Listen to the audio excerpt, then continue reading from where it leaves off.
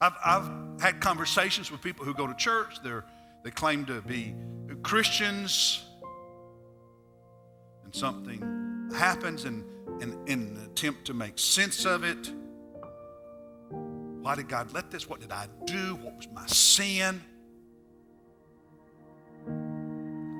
But Jesus is teaching us something here from these two tragedies. Remember, he raises the question, were these Galileans executed by Pilate worse sinners than the others? So therefore they deserve this.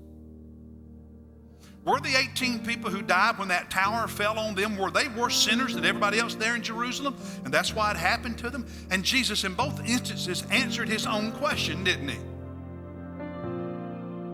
His answer both times was no. They were not worse sinners than anybody else.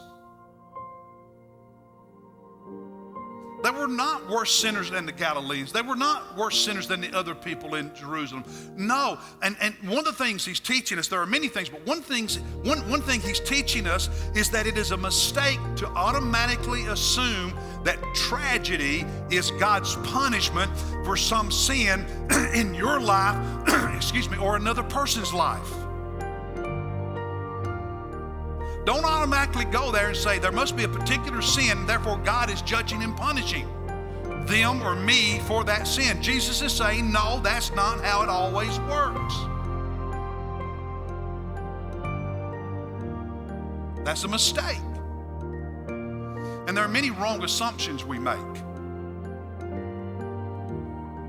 It's wrong to automatically assume that tragedy is the result of somebody's sin. I can't tell you how heart-grieved I was when I heard preachers publicly talking as if they knew the very mind of God, that when Katrina devastated New Orleans and took the lives of so many people, God was judging that city. All I can tell you is God's not come down from heaven and told me that's why it happened.